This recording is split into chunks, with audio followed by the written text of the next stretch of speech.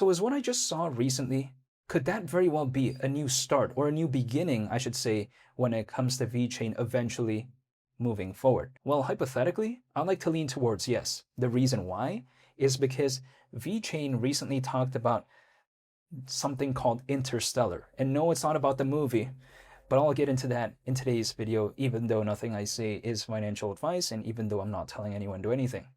However, if we take a look at it, what is this, right? They say that Interstellar introduces new delegation controls for VeChain Tor validators. Now, why does this matter?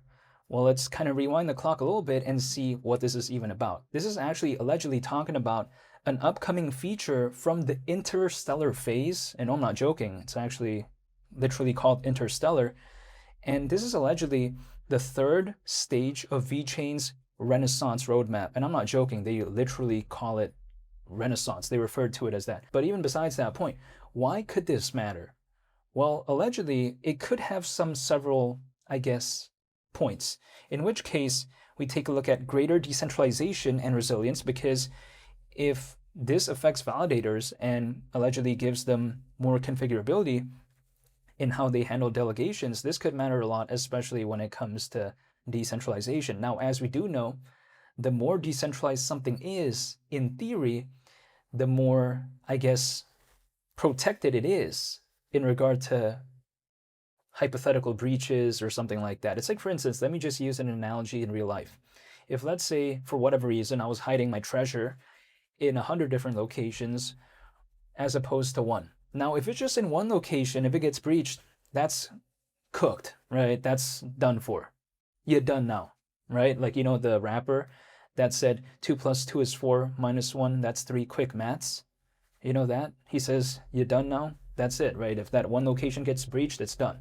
But if it's in 100 different locations, even if 10 gets breached, there's still a bunch left over. So it's not cooked. So when I take a look at, let's say in the case of something being potentially more decentralized moving forward, I don't see why that's a bad thing.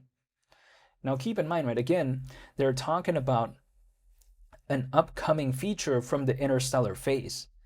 So we still have a lot of unanswered questions when it comes to this, but in theory, we could take a look at, okay, if it could make things more decentralized, I don't see why that would be a bad thing. If anything, I think it's actually a net positive moving forward. Another noted benefit from Interstellar, I suppose, is that maybe it could allow for better security, in which case, again, I even alluded to that before, so that's really impressive, right?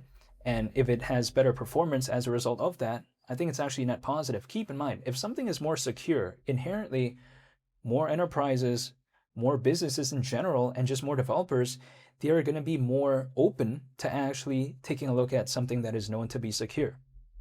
Case in point, if VeChain does become more secure through Interstellar, again, that could only, I think, benefit VeChain in terms of potential adoption moving forward.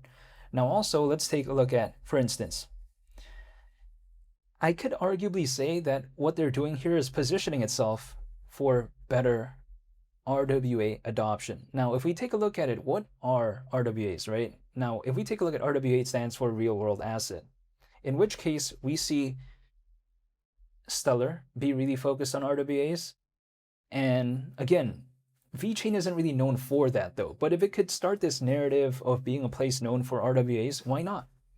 If we take a look at RWA tokens, they are digital representations of physical assets on the blockchain. So for instance, it can be used for market sectors like real estate or art or something like that. There's a lot of possibilities, but I'm just going to highlight a few. So if VeChain becomes known for RWAs, that's only a net positive for it moving forward. If it's known for, again, not only supply chain management, but also we take a look at RWAs and maybe moving forward, being known for a place in regard to AI, that's just even more fantastic. So I think that when it comes to the Renaissance roadmap that VeChain, talked about kind of not that long ago, I think there was a lot of details that a lot of people didn't really consider. But the more and more we're seeing these updates when it comes to VeChain, I think it kind of indicates that they're treating it seriously. It's not being treated like a joke. A lot of people thought, oh wow, why did they call it the Renaissance? Is it the Renaissance Fair? Well, it's a little bit different, right? They're talking about the roadmap, but The reason why they refer to it as the Renaissance, in my opinion, is because maybe it represents a new beginning or a planned new beginning when it comes to VeChain. And as we evidently maybe could hypothetically see with Interstellar, that phase, so to speak, I think that right there could really start a lot of new things when it comes to VeChain. Now, again, this all may seem kind of, I guess, uninteresting to some people because they like to say, oh, wow, it's not in regard to the price, who cares? But we have to consider Cardano, it had to do a lot of the work before it could experience what it did back in 2021. ADA, its native token, for quite a while was hovering around a couple cents. Then in 2021, it went to well over $2. But that couldn't have really happened if the fundamentals weren't really improved, because by them constantly improving on the fundamentals, it allowed for Cardano to eventually catch that wave in 2021. Now, VeChain also caught a wave in 2021, but I'm just saying, if let's say there is the next hypothetical wave, whenever that will be, if it could ever even happen, VeChain needs to improve fundamentally in order to be able to maybe catch that wave. So when people like to say, oh, this is not in regard to the price, who cares? But it could matter for the price later on down the line. It may not showcase it as of right now, but it could matter later. It's like, for instance, a company does a lot of research and development.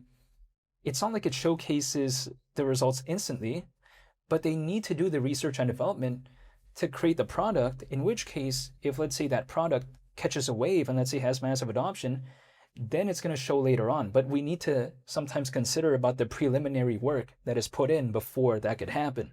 So people sometimes like to say, oh, wow, VeChain and Solo and all this, but sometimes we don't really consider that they're actually still doing things behind the scenes and how this could maybe matter for it moving forward. Back in 2021, VeChain just being focused on supply chain management, and combined with that altcoin season, it allowed VeChain to reach impressive heights at that moment in time.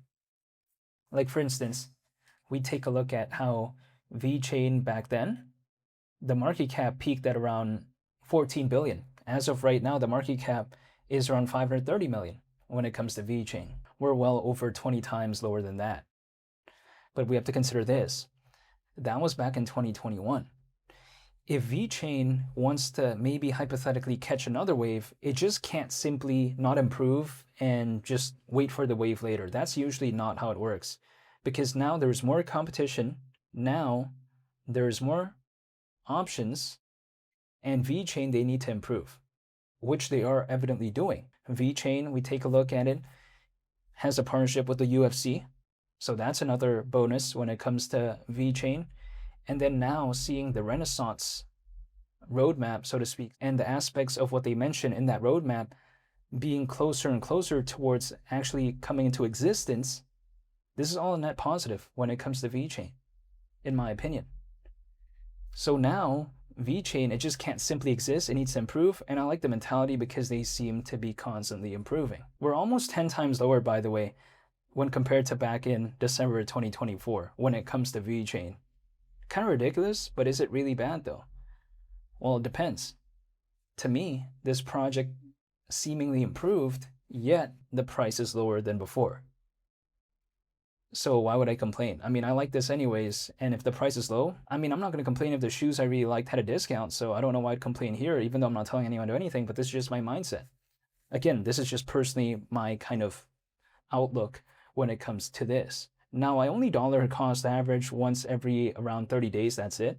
I don't want to do any more than that, but also on the flip side, kind of my mentality is that if I can dollar cost average into VeChain at well below $1 billion in terms of market cap, I have zero complaints, because if it goes back to where it once was in December 2024 with all these improved fundamentals, it was able to do that before without the fundamentals being this good. So if let's say if VeChain were to surpass that, wouldn't surprise me, especially if there was a hypothetical altcoin season. We're still almost 10 times lower than where we were compared to back in December 2024. Wow. Again, low prices may seem like a bad thing, but if you ask Warren Buffett if low prices are good or not, he might answer differently, especially when it comes to the world of stocks. But of course, we know that Warren Buffett doesn't really, care about this space too much. Like, he's more averse to this space, like he's more focused on stocks. I'm totally aware of that. But still, I kind of take that same mentality. If he likes dips, I like it too, but I like it just for a different project, or different things, I should say, or for a different market. However, I'm just gonna stay patient and wait. But in the meantime, though, I think that when it comes to VeChain, they're still putting in the work, they're still doing their thing, so I just find it really impressive. However, I'll be sure to make more updates moving forward. I just want to say thank you for watching, and I hope you all have a very nice day. It's Mali the Captain. I'm out. Peace. Bye.